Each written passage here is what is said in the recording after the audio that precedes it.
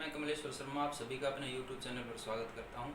आज मैं आपके साथ शेयर कर रहा हूं क्लास 10वीं के लिए गणित में हिंदी माध्यम के विद्यार्थियों के लिए इकाई 8 में भाग 21 समरूप त्रिभुजों के अनुप्रयोग। जैसा कि आप सभी को पता है कि हर रोज़ मैं 2 वीडियो शेयर करता हूं, इंग्लिश माध्यम और हिंदी माध्यम के विद्यार्थियों के लिए।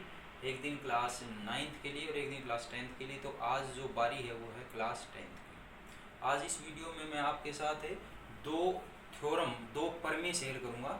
ये प्रमेय बहुत ही महत्वपूर्ण है, पाइथागोरस प्रमेय है और उसका विलोम है। ये जो प्रमेय है वो एग्जाम में भी डायरेक्ट यूं की यूं आ सकती हैं, तो आप इन्हें बहुत ही ध्यान से देखें इस वीडियो को, ताकि आप इनको सीख सकें और ये प्रमेय आपको आगे आने वाली कक्षाओं में क्लासेज में भी बहुत ही काम आएंगे। इसलिए आप इन्हें समझने के लिए, देखने के लिए इस वीडियो को लास्ट तक जरूर देखें और आगे आने वाले वीडियोस देखने के लिए, अपने सिलेबस को पूरा करने के लिए इस चैनल को पहले सब्सक्राइब कर लें, उसके बाद देखना प्रारंभ करें। तो आज की जो थ्योरम है वो इस प्रकार से है, पाइथागोरस प्रमेय। पाइथागोरस प्रमेय, ये इसका कथन है, किसी समकोण त्रिभुज में कर्ण का वर्ग अन्य दो भुजाओं के वर्गों के योग के समान होता है। फिर से देखेंगे बात, किसी समकोण त्रिभुज में, यानी समकोण त्रिभुज में जो कर्ण होता है उसका वर्ग अन्य दो भुजाएं जो बच गई उनके वर्गों के योग के समान होता है। तो ये कथन है। इस कथन के अनुसार मैंने यहाँ ABC एक त्रिभुज बना ली है, ABC। इसमें ये जो B कोण है इसको मैंने समकोण बना लिया, यानी ये जो B कोण है 90 अंश है। तो इस चित्र और इस कथन के अनुसार जो पहला हमारा जो चरण है वो है दत्त दिया हुआ, और उसमें मैंने लिखा है त्रिभुज ABC में कोण B बराबर 90 अंश है, कोण B बराबर 90 अंश है। तो पहला चरण पूरा होता है। अब अगला चरण दत्त के बाद आपको पता है क्या होता है, सिद्ध करना, साध्य। तो साध्य में मैंने लिखा है AC का वर्ग, AC जो है इसका कर्ण है इस त्रिभुज में, बराबर AB का वर्ग जमा BC का वर्ग। अब ये AB और BC जो है अन्य दो भुजाएं हैं, तो ये कर्ण का वर्ग बराबर है अन्य दो भुजाओं के वर्गों के योग के बराबर, ये हमें सिद्ध करना है। तो ये दूसरा चरण पूरा हुआ। अब इसके बाद जो तीसरा चरण है वो रचना होता है। तो रचना ये जरूरी नहीं है कि हर प्रमेय में आए, तो इसमें तो जरूरत पड़ेगी हमें, तो कुछ सहायता लेनी पड़ेगी। तो मैंने रचना में इसमें लिखा है BD लंब AC डाला, BD के ऊपर BD जो लंब है वो AC के ऊपर डाला है। तो यहाँ पे देखेंगे B यहाँ है हमारा, ये B से ये AC इसके सामने जो भुजा है इसके ऊपर हमने ये लंब डाल दिया BD, ये D पॉइंट है। तो ये जो कोण है वो 90 अंश है और इधर वाला ये कोण है ये भी 90 अंश है। तो आप ये देखेंगे BD लंब AC डाला। तो इस तरह से ये जो तीसरा चरण है रचना, BD लंब AC डाला, ये भी पूरा होता है। अब इसके बाद आपको पता है अगला चरण आता है प्रमाण। तो प्रमाण में मैंने लिखा है क्योंकि, ये क्योंकि का निशान है। त्रिभुज ABC एक समकोण त्रिभुज है। ये जो ABC है बड़ी त्रिभुज, ये समकोण त्रिभुज है जिसमें B कोण समकोण है, तथा BD लंब AC, और BD जो है AC के ऊपर हमने लंब डाल दिया है। अतः त्रिभुज ADB समरूप है त्रिभुज ABC। त्रिभुज ADB और त्रिभुज ABC समरूप हैं। कहाँ है देखेंगे चित्र में, ADB ये त्रिभुज है जिसमें ये समकोण है, और ABC ये त्रिभुज जिसमें ये समकोण है। ये क्यों समरूप होगी, ये प्रमेय है। हमने पहले प्रमेय पढ़ चुके हैं। प्रमेय क्या थी वो प्रमेय? वो प्रमेय ये थी कि यदि किसी समकोण त्रिभुज में समकोण वाले शीर्ष से सम्मुख भुजा पर लंब डाला जाए तो इस प्रकार बने दोनों त्रिभुज आपस में भी समरूप होते हैं, और जो वास्तविक त्रिभुज है, ओरिजिनल जो त्रिभुज है ट्राइंगल है, उसके साथ भी समरूप होते हैं। तो इस प्रमेय के अनुसार यहाँ ABC हमारी समकोण त्रिभुज है और B यहाँ समकोण है, तो इस B शीर्ष से AC सम्मुख भुजा पर लंब डाला गया है, इसलिए दो त्रिभुज बन गई ADB और BDC। ये आपस में समरूप हैं और ये दोनों, ये जो बड़ी त्रिभुज है ABC इसके साथ समरूप हैं। तो इसमें हमने यही लिखा है त्रिभुज ADB, इन दोनों में से एक त्रिभुज ले ली, ये जो ओरिजिनल त्रिभुज है ABC उसके साथ समरूप है। इसका जो प्रमाण है वो हो गया प्रमेय। अब जब ये दोनों त्रिभुज समरूप हैं तो इनकी संगत भुजाएं जो है वो समान अनुपात में होंगी। तो संगत भुजाएं कौन सी ले ली हमने, अतः AD बटे AB। तो AD भुजा है, AD ये भुजा है ADB की, और AB भुजा है त्रिभुज ABC की, बराबर AB बटे AC। अब की बार AB भुजा है त्रिभुज ADB की और AC भुजा है त्रिभुज ABC की। इसका कारण लिख दिया समरूप त्रिभुजों की संगत भुजाएं। और जब इनका क्रॉस आर पार गुणा करेंगे तो ये AB और AB हो जाएगा AB स्क्वायर, और ये AD गुणा AC ये हो जाएगा AB स्क्वायर बराबर AB का वर्ग बराबर AD गुणा AC, और इसको मैंने समीकरण नंबर 1 लिख दिया। आगे लिखा है क्योंकि त्रिभुज BDC, अब की बार ये दूसरी त्रिभुज, जैसे ADB ली थी अब ये लेंगे BDC इधर वाली त्रिभुज। त्रिभुज बीडीसी समरूप है त्रिभुज एबीसी, इसमें वही प्रमेय होगी। क्या प्रमेय होगी कि यदि किसी समकोण त्रिभुज में समकोण वाले सिर से समूह भुजा पर लंब डाला जाए तो इस प्रकार बनी दोनों त्रिभुज आपस में समरूप होती हैं और जो वास्तविक त्रिभुज है उसके साथ भी समरूप होती हैं। तो जब ये दोनों समरूप हैं तो इसमें भी फिर संगत भुजाओं का अनुपात आपस में समान होगा। तो हमने संगत भुजाएं इसमें लिखी हैं, अतः डीसी बटे बीसी, डीसी ये भुजा है त्रिभुज बीडीसी की और बीसी भुजा है त्रिभुज एबीसी की, बराबर बीसी बटे एसी। अब बीसी भुजा है त्रिभुज बीडीसी की और एसी भुजा है त्रिभुज एबीसी की। तो ये होगा डीसी बटे बीसी बराबर बीसी बटे एसी और ये कारण होगा इसका समरूप त्रिभुजों की संगत भुजाएं। इसको भी आर पार गुणा कराएंगे तो बीसी गुणा बीसी हो जाएगा, बीसी का वर्ग बराबर डीसी गुणा एसी, यानी हो जाएगा बीसी का वर्ग बराबर डीसी गुणा एसी। इसको समीकरण नंबर 2 लिख दिया। आप यहाँ पर एक बात ये देखेंगे, इस समीकरण 2 में हमने बीसी के वर्ग का मान पता किया है और 1 में ए बी के वर्ग का। क्योंकि आप देखेंगे साध्य में हमें ये चाहिए ए बी का वर्ग जमा बीसी का वर्ग, इसलिए ए बी का वर्ग आ गया समीकरण 1 में और बीसी का वर्ग आ गया समीकरण 2 में। अब हम समीकरण 1 और 2 को जोड़ेंगे, तो यहाँ लिखा है मैंने समीकरण 1 व 2 को जोड़ने पर जोड़ेंगे। क्योंकि हमें साध्य में ए बी का वर्ग और बीसी के वर्ग का जोड़ चाहिए, इसलिए जोड़ेंगे। तो ये मैंने लिखा समीकरण 1 व 2 को जोड़ने पर, तो 1 में था ए बी का वर्ग और 2 में था बीसी का वर्ग, तो ए बी का वर्ग जमा बीसी का वर्ग, ये बायां पद हो गया। और दायां पद 1 का दायां पद था एडी गुणा एसी, ये आप देख रहे हैं एडी गुणा एसी, जमा 2 का दायां पद था डीसी गुणा एसी, तो जमा डीसी गुणा एसी। तो इस प्रकार से बन गया ए बी का वर्ग जमा बीसी का वर्ग बराबर एडी गुणा एसी जमा डीसी गुणा एसी। अब यहाँ देख रहे हैं आप इन दोनों पदों में एसी जो है दोनों में है, तो एसी यहाँ से हम साझा उभयनिष्ठ ले लेंगे। तो एसी जब उभयनिष्ठ ले लेंगे तो बन जाएगा इधर बाएं पद में तो ए बी का वर्ग जमा बीसी का वर्ग और इधर हो जाएगा एसी हमने कॉमन ले लिया, साझा ले लिया, तो ब्रैकेट में हो जाएगा एडी जमा डीसी। यहाँ देख रहे हैं एडी यहाँ है डीसी यहाँ, तो यहाँ से एडी बच जाएगा, यहाँ से डीसी बच जाएगा। तो एडी जमा डीसी ब्रैकेट में लिखेंगे गुणा में एसी। अब आगे देखेंगे कि एडी जमा डीसी चित्र में देखेंगे कहाँ है, एडी ये टुकड़ा है डीसी ये है, तो एडी जमा डीसी को हम क्या लिख सकते हैं, एसी लिख सकते हैं। तो हमने यहाँ लिख दिया एडी जमा डीसी को एसी लिख दिया और गुणा में एसी, तो एसी गुणा एसी हो गया और एसी गुणा एसी हो गया एसी का वर्ग। तो ये बन गया एसी का वर्ग बराबर ए बी का वर्ग जमा बीसी का वर्ग, जो कि हमारा साध्य में हमें सिद्ध करना था।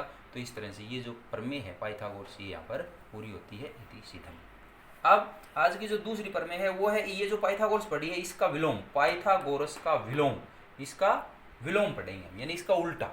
तो उल्टा इसका कथन लिखा मैंने, कथन है यदि किसी त्रिभुज में एक भुजा का वर्ग अन्य दो भुजाओं के वर्गों के योग के समान हो तो दिखाइए कि उस पहली भुजा का सम्मुख कोण समकोण होता है। फिर से देखेंगे एक बार, यदि किसी त्रिभुज में एक भुजा का वर्ग, यानी किसी त्रिभुज में यदि एक भुजा का वर्ग अन्य दो भुजाओं के वर्गों के योग के बराबर हो तो हमें ये दिखाना है कि उस पहली जो भुजा थी ना उसके सामने का जो कोण है वो समकोण होता है। तो इस कथन को देखते हुए मैंने यही चित्र बना लिया, इसमें चित्र में त्रिभुज ले ली मैंने एबीसी त्रिभुज ले ली। अब इस चित्र के अनुसार और इस कथन के अनुसार जो पहला हमारा जो चरण होता है वो होता है दत्त दिया हुआ, तो उसमें मैंने लिखा है त्रिभुज एबीसी में एसी का वर्ग बराबर ए बी का वर्ग जमा बीसी का वर्ग। तो एसी ये भुजा है इसका वर्ग बराबर ए बी का वर्ग जमा बीसी का वर्ग, तो इसका वर्ग जो अन्य दो भुजाओं के वर्गों के योग के बराबर ये इसमें दिया हुआ है। उसके बाद दूसरा जो चरण है दत्त के बाद दिया हुआ के बाद जो आता है वो हमें पता है साध्य सिद्ध करना। तो सिद्ध करना है हमें कोण b बराबर 90 अंश, यानी इस b कोण को हमें 90 अंश से सिद्ध करना है। अब आप यहाँ पर एक बात देखेंगे कि यहाँ जो दिया हुआ है इस पाइथागोरस का विलोम में जो दिया हुआ है वो पाइथागोरस में साध्य में था, AC का वर्ग बराबर AB का वर्ग जमा BC का, आप देख सकते उसमें साध्य था और इसमें ये दत्त है। और इस विलोम में जो साध्य है कोण b बराबर 90 अंश वो पाइथागोरस में दत्त में है कोण b बराबर 90 अंश। तो इस तरह से आप देखेंगे दोनों में जो दत्त है वो उसमें साध्य होगा, जो साध्य है वो उसमें दत्त होगा। तो इस तरह से ये विलोम है, इस तरह से आप इसको समझ पाएंगे, थोड़ा सा ध्यान में रखें। अब हमें पता है कि दत्त और साध्य के बाद जो तीसरा चरण होता है वो रचना। तो रचना की हमने सहायता ली, क्या सहायता ली, एक अन्य त्रिभुज PQR इस प्रकार बनाई, एक अन्य त्रिभुज बनाएंगे PQR इस प्रकार बनाएंगे कि PQ जो है वो AB के बराबर लेंगे, यानी जो AB भुजा है त्रिभुज ABC की वो PQ के बराबर लेंगे और जो QR भुजा है उसको BC के बराबर लेंगे और उसका जो कोण Q है PQR का वो 90 अंश लेंगे। तो इस तरह से हमें एक अन्य त्रिभुज PQR बनाएंगे। ये यहाँ देखेंगे आप, ये मैंने यहाँ एक त्रिभुज बना ली, एक अन्य त्रिभुज, और इसका नाम दिया है PQR। इसमें ये जो Q कोण है ये 90 अंश है, तो 90 का निशान हो गया। और इसमें ये जो PQ भुजा है ये AB के बराबर है और ये जो QR भुजा है ये BC के बराबर है, मैंने निशान लगा दी है। तो ये जो तीसरा चरण हमारा रचना ये पूरा हुआ। अब आपको पता है रचना के बाद अगला जो चरण है वो आता है प्रमाण। तो प्रमाण में मैंने लिखा है क्योंकि त्रिभुज पी क्यू आर एक समकोण त्रिभुज है, क्योंकि पी क्यू आर एक समकोण त्रिभुज है, ये पी क्यू आर समकोण त्रिभुज है, इसलिए पी आर का वर्ग, पी आर जो है इसका कर्ण है, पी आर का वर्ग बराबर पी क्यू का वर्ग जमा क्यू आर का वर्ग। पी क्यू और क्यू आर इसके अन्य दो भुजाएं हैं और पी आर इसका कर्ण है, इसलिए पाइथागोरस प्रमेय लग गई। क्या? पी आर का वर्ग बराबर पी क्यू का वर्ग जमा क्यू आर का वर्ग। पाइथागोरस प्रमेय लगी। पाइथागोरस प्रमेय क्या होती है कि समकोण त्रिभुज में जो कर्ण का वर्ग होता है अन्य दो भुजाओं के वर्गों के योग के बराबर होता है। तो पी आर क्योंकि इसमें कर्ण है और पी क्यू और क्यू आर जो अन्य भुजाएं हैं, तो ये पाइथागोरस प्रमेय से हमने ये रिजल्ट, ये परिणाम यहाँ लिख दिया। ये शायद आप समझ गए होंगे ये परिणाम। आगे मैंने लिखा है क्योंकि पी क्यू जो है वो ए बी के बराबर है और क्यू आर जो है बी सी के बराबर। रचना में हमने लिया है, रचना से पी क्यू बराबर ए बी, रचना में आप देख सकते हैं, रचना में पी क्यू बराबर ए बी तथा क्यू आर बराबर बी सी है। अतः पी क्यू की जगह में ए बी लिखेंगे इस समीकरण में, ये पी क्यू का वर्ग है तो ए बी लिखेंगे तो यहाँ हो जाएगा ये पी आर का वर्ग, तो पी आर का वर्ग हो गया, और जहाँ पी क्यू का वर्ग था वहाँ हो गया ए बी का वर्ग, और जमा जहाँ क्यू आर सुकेर था, क्यू आर का वर्ग था, वहाँ क्यू आर की जगह बी सी लिखेंगे तो बी सी का वर्ग होगा। तो ये जो समीकरण है ये इस प्रकार से बन जाएगा पी आर का वर्ग बराबर ए बी का वर्ग जमा बी सी का वर्ग, और ये समीकरण नंबर 1 हो जाएगा। समीकरण 1 में क्या हो जाएगा? पी आर का वर्ग बराबर ए बी का वर्ग जमा बी सी का वर्ग, ये समीकरण नंबर 1। आगे मैंने लिखा है तथा ए सी का वर्ग बराबर ए बी का वर्ग जमा बी सी का वर्ग। ए सी का वर्ग बराबर ए बी का वर्ग जमा बी सी का वर्ग, ये दत्त है, दिया हुआ है, और इसको समीकरण नंबर 2 तो दिया हुआ है, आप देख सकते हैं यहाँ दत्त में, ये दत्त है, इसमें ए सी का वर्ग बराबर ए बी का वर्ग जमा बी सी का वर्ग, तो ये हमने ये यहाँ लिख दिया। अब आप यहाँ देख रहे हैं समीकरण 1 और समीकरण 2 में दोनों का जो दायां पद है वो ए बी का वर्ग जमा बी सी का वर्ग है, ये आप देख रहे हैं, दोनों का जो दायां पद है वो ए बी का वर्ग जमा बी सी का वर्ग है, यानी बराबर है दोनों का दायां पद। तो जब दोनों का दायां पद बराबर है इसका मतलब बायां पद अपने आप बराबर होगा, सीधी सी बात है। तो यहाँ से मैंने लिखा समीकरण 1 व 2 की तुलना करने पर, यानी समीकरण 1 और 2 को देखने पर उनकी तुलना करने पर, तुलना का मतलब क्योंकि दायां पद बराबर है तो बायां पद अपने आप बराबर होगा, इसलिए बायां पद समीकरण 1 का है पी आर का वर्ग और 2 का बायां पद है ए सी का वर्ग, तो पी आर का वर्ग बराबर ए सी का वर्ग, और यहाँ से वर्ग हटाएंगे तो हो जाएगा पी आर बराबर ए सी, यानी जो पी आर भुजा है वो किसके बराबर हो जाएगी? ए सी के बराबर हो जाएगी। चित्र में आप देख सकते हैं ये पी आर भुजा है, ये पी आर भुजा ये इस ए सी भुजा के बराबर हो गई। अब आप देख सकते हैं कि पी आर बराबर ए सी हमने सिद्ध कर लिया, और पी क्यू बराबर ए बी है और क्यू आर बराबर बी सी है, ये रचना से हो गया। इसका मतलब ये हो गया, यहाँ चित्र में देखें ए बी सी त्रिभुज और पी क्यू आर त्रिभुज की तीनों संगत भुजाएं आपस में समान हैं। ए बी बराबर है पी क्यू के, बी सी बराबर है क्यू आर के, और ए सी बराबर है पी आर के। तो यहाँ पर तीनों संगत भुजाएं समान हो गई, तो ये दोनों त्रिभुज आपस में सर्वांगसम हो गई। तो ये मैंने लिखा है अतः त्रिभुज पी क्यू आर सर्वांगसम त्रिभुज ए बी सी, ये 9वीं कक्षा में हमने पढ़ा था। सर्वांगसम जो हमारा इकाई है उसमें सर्वांगसम त्रिभुजें, तो इसमें लिखा है त्रिभुज पी क्यू आर सर्वांगसम का निशान है सर्वांगसम त्रिभुज ए बी सी, और इसका प्रमाण क्या है? एस एस एस सर्वांगसमता नियम से।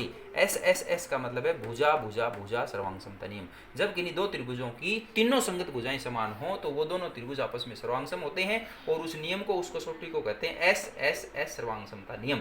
अतः त्रिभुज पी क्यू आर सर्वांगसम त्रिभुज ए बी सी, और जब ये दोनों त्रिभुज सर्वांगसम हो गई तो इनके सभी कोण भी समान हो गई। तो हमें जिन कोणों की जरूरत है वो लिख लेंगे हम। अतः कोण क्यू बराबर कोण बी, कोण क्यू जो है आप देख रहे हैं कहाँ है, ये कोण क्यू जो है ये इस कोण बी के बराबर हो गया। और कारण क्या लिखा है इसका? क्यू के और बी बराबर क्यों हो गए? क्योंकि सर्वांगसम त्रिभुजों के संगत कोण हैं। जब कोई दो त्रिभुज सर्वांगसम होते हैं तो उनके संगत कोण भी समान होते हैं।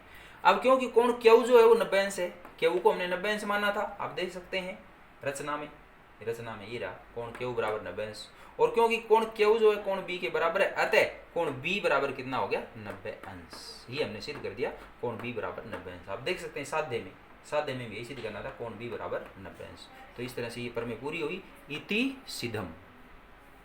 तो आज के लिए बस इतना ही।